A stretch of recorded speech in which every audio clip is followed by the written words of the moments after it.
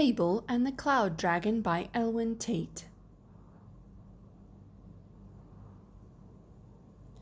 The day was just dawning, and Mabel was yawning, and lifting her tired little head, she scratched and she stretched, then quickly she fetched the paper to Bill in his bed.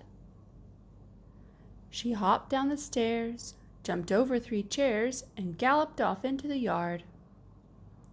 She checked on the hens and the pigs in their pens, then watered the chives in the chard.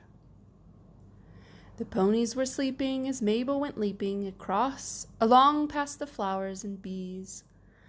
Then she cried, "Oh, my dear, what's going on here?"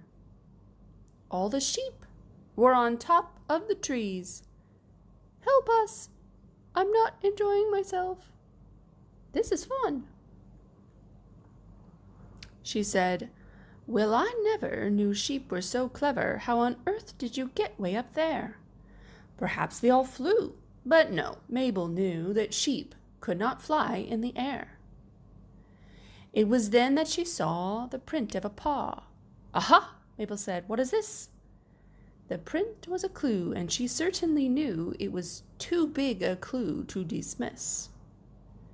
So she followed the trail over the dale and up to a battered old wagon. Then she saw up ahead that the footprints had led to the feet of a giant green dragon. He had horns on his nose, claws on his toes, and his tail was bumpy and long.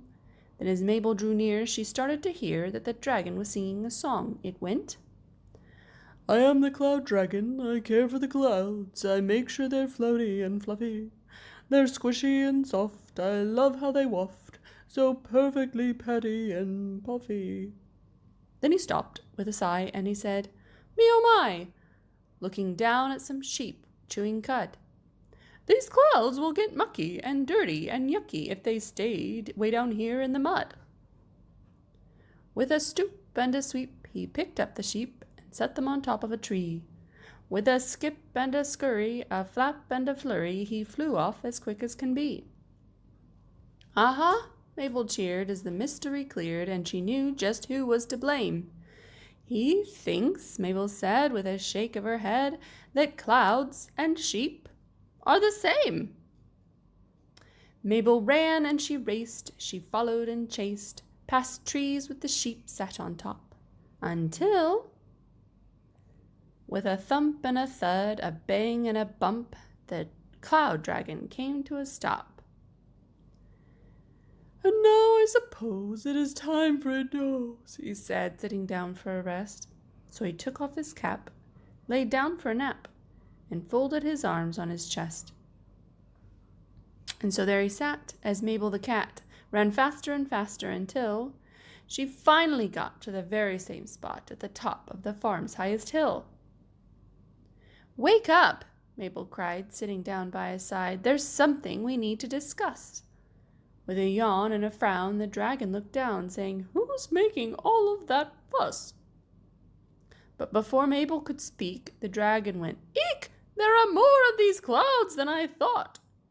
They are such a bother. Why will they not hover or float in the sky like they ought?" So he waved her goodbye and he jumped up to fly, but he found that he wasn't quite able. His flap was a flop, and he came to a stop, because gripping him tightly was Mabel. And she said, "Please don't fly away. I've something to say before you move more things around. They're not clouds, they're sheep. Now we do like to keep our sheep nice and safe on the ground." Then she started to draw a sketch with her paw to show him just where he'd gone wrong. Fluffy plus bob plus legs equals sheep. Fluffy plus sky plus floaty equals cloud. "Oh, what a mistake for a dragon to make," he said as he followed along. "I'll flap my 2 wings, and those strange fluffy things will all be brought down one by one." It didn't take long to fix what was wrong, and after a while he was done. Then he took off his hat, saying, "Dear little cat, I'll give you a gift if I may. This is for you," he said as he blew a fluffy white snow cloud her way. With apologies said, he ran up ahead and flew off up into the sky. The snow tumbled lightly as Mabel held tightly and waved the cloud dragon goodbye. The end.